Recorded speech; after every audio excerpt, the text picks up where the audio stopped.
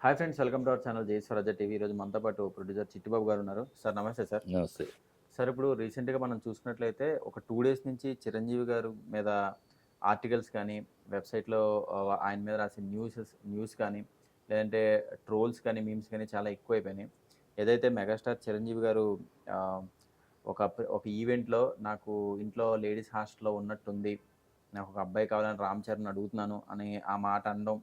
ఎవరైతే మహిళా సంఘాల వాళ్ళు, వైసీపీ వాళ్ళు మగవాళ్ళే అబ్బాయిలైతేనే వారసురాలా, అమ్మాయిలైతే వారసులు కాదా అనే దాని మీద కూడా టాపిక్ నడుస్తుంది సార్. అది ఒక మూర్ఖత్వపు కమెంటు. చిరంజీవి అన్నదేంటి? వీళ్ళు మాట్లాడుతున్నదేంటి?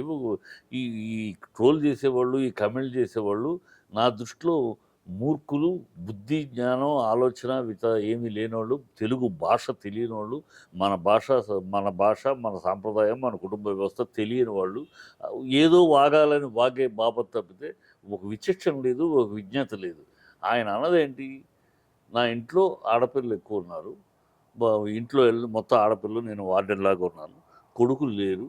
అందుకని వాడిని ఈసారి అయినా కొడుకుని కనరా అని అన్నాను. ఇది ఏ ఇంట్లో అయినా ఆడపిల్లలు ఎక్కువ ఉన్న ఇంట్లో మగపిల్లాడు కావాలని, మగపిల్లలు ఎక్కువ ఉన్న ఇంట్లో ఆడపిల్ల కావాలని ఏ ఇంట్లో అయినా, మన భారతదేశంలో ఏ ఇంటిలో అయినా, ఏ కుటుంబం అయినా సహజసిద్ధంగా కోరుకునే కోరిక అది. అది సహజే. ఈ మాత్రం ఇంగిత జ్ఞానం లేకుండా ఆయన ఏదో ఆడపిల్లగా వద్దన్నాడు. ఆడపిల్ల వద్దని అనలేదే. కొడుకు కావాలన్నాడు.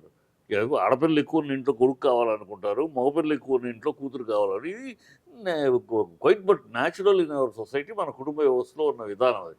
దాన్ని కూడా ఏదో చెప్పాలి, ఏదో కెలకాలి ఆయన అన్నదాంట్లో చాలా నిజాయితీగా మాట్లాడాడు. చాలా నిజాయితీగా మాట్లాడి దాంట్లో తప్పు పట్టాల్సిన అవసరమే లేదు.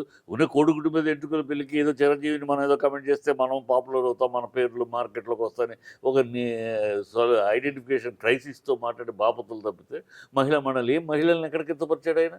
మహిళలు ఉన్న మహిళ అనగానే తొర్రుమని మొగాడ ముందు ముగ్గుకున్నట్టు ఆయన మహిళలు వద్దు అన్నాడా? ఆడపిల్ల వద్దు అన్నాడా?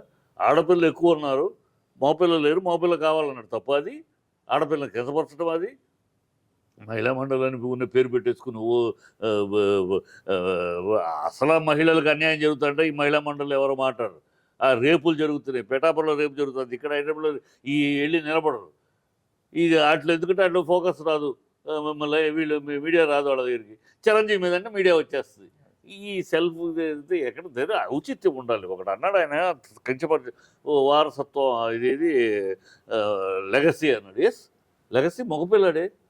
లెగసీ డెఫినెట్గా. ఎందుకంటే ఇంటి పేరు మన కుటుంబ వ్యవస్థలో ఇంటి పేరు కొణిదెల శ్రీ చిరంజీవి, కొణిదెల రామ్ చరణ్. నెక్స్ట్ కొణిదెల ఎవరికి వస్తుంది? కొడుకే వస్తుంది.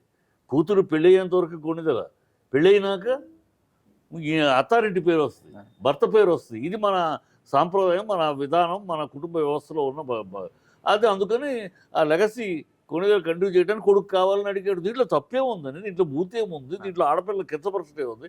బుద్ధి జ్ఞానం లేకుండా అర్ధజ్ఞానంతో, అజ్ఞానంతో మన కుటుంబ వ్యవస్థ ఏంటి, మన విషయం ఏంటి, ఆయన మాట్లాడే భాషలో తెలుగులో తెలుగు కూడా సరిగ్గా అర్థం కాని బాపతులు ఈ కమెంట్ చేసేవాళ్ళు అందరూ. చాలా బుద్ధిహీనమైన మాట.